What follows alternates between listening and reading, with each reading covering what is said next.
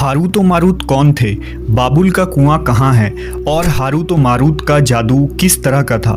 ये वो पुरअसरार सवालात हैं जिनके जवाब तो बहुत हैं और लिखने वालों ने भी बहुत कुछ लिखा है, लेकिन उन किस्से कहानियों में हकीकत को तलाश करना गहरे समुंदर से मोतियां निकालने के बराबर है। हारूत व मारूत के मुतालिक बुनियादी तौर पर दो तरह की रवायतें मिलती हैं, एक वो जो कुरान व हदीस और ताबईन के अक़वाल में मौजूद है और दूसरी वो जो तौरेत व इंजील और इसराइली रिवायतों में आती है, जबकि उन इसराइली रिवायतों को बेशतर उलमा और मुवर्रिखीन ने तायीद की है। इस वीडियो में हम उन दोनों तरह की रिवायतों और वाक़यात को मुकम्मल पेश करेंगे। रिवायतों के मुताबिक हज़रत इदरीस अलैहिस्सलाम के ज़माने में एक मरतबा आसमान और ज़मीन के दरमियान से पर्दों को हटा दिया गया तो फरिश्तों ने ज़मीन में आबाद इंसानों को देखकर ताज्जुब किया और बोले, या रब्बुल आलमीन, हम तो गुनाह के करीब भी नहीं जाते, जबकि ये बनी आदम गुनाहों में इतने मुब्तला हैं। अगर हम उनकी जगह होते तो कभी तेरी नाफरमानी ना करते। अल्लाह ने इरशाद फरमाया, इंसानों को गुस्सा और शहवत दी गई है, अगर ये चीज़ें तुम्हें दी जाए तो तुम भी इसी तरह गुनाह में मुलव्वस हो जाओगे। लेकिन फरिश्तों ने कहा, हम ऐसा हरगिज़ न करेंगे। लिहाजा अल्लाह के हुक्म से फरिश्तों ने अपनी जमात में से दो बेहतरीन और इताअत गुजार फरिश्तों को चुन लिया, जिनका नाम हारूत और मारूत था। अल्लाह ने उन दो फरिश्तों में इंसानी फितरत और शहवत डालकर दुनिया में भेजा। वो शहर बाबुल में दो खूबसूरत इंसान बनकर आए और काजी के काम पर मुकर्रर हो गए, जहां वो लोगों के दरमियान फैसले किया करते थे। एक दिन उनके पास एक औरत अपना मुकदमा लेकर आई और कहा कि उसका शौहर उसे बहुत परेशान करता है।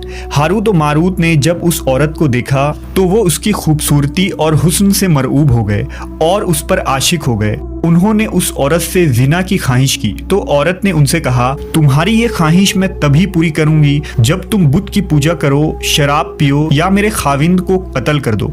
हारूत व मारूत ने शराब नोशी को छोटा गुनाह समझकर पी लिया और नशे की मस्ती में दो और कबीरा गुनाह कर बैठे। उस औरत ने उनसे आसमान पर चढ़ने का अमल भी सीख लिया, जिसके जरिया वो आसमान पर जाते थे। जब औरत इस अमल के जरिया आसमान पर गई तो अल्लाह के हुक्म से उसे सितारे की शक्ल में मस्ख कर दिया गया।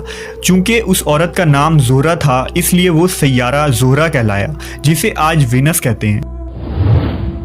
इस गुनाह की वजह से हारूत व मारूत खुद वो इसमें आज़म भूल गए जिसे पढ़कर वो आसमान पर जाते थे और बतौर सज़ा उन्हें बाबुल के एक कुएं में उल्टा लटका दिया गया, जहां वो ता क़यामत यूं ही कैद रहेंगे।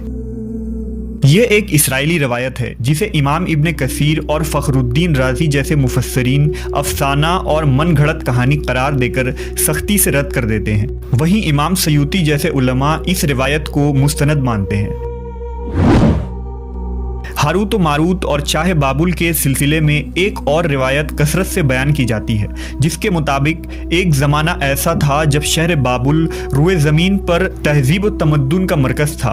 यहाँ के लोग बातिल खुदा की परस्तिश किया करते थे।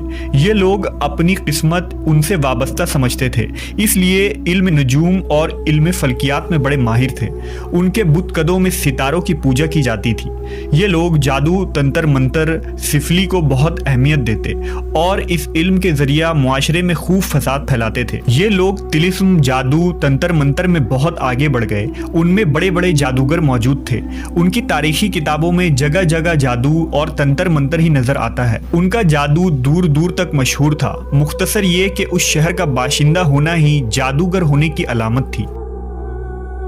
जब हज़रत सुलेमान अलैहिस्सलाम की हुकूमत आई तो आपने उन लोगों को इस शिरकिया अमल से रोका और उनकी सहर और जादू की किताबों को एक जगह जमा करके अपनी अजीम कुर्सी के नीचे दफन कर दिया, ताकि इस फितना अंगेज इल्म का जड़ से खात्मा हो जाए। जब सुलेमान अलैहिस्सलाम की वफ़ात हुई तो शैतान ने उन किताबों को दोबारा खोद कर निकाला और लोगों से कहा कि सुलेमान पैगम्बर नहीं था, बल्कि उन किताबों के जरिया हुकूमत किया करता था। लिहाजा हवा में उड़ना, जिन्नात पर काबू और सुलेमान अलैहिस्सलाम के गैर मामूली मुआजिज़ात दरअसल जादू और सिफली का अमल था।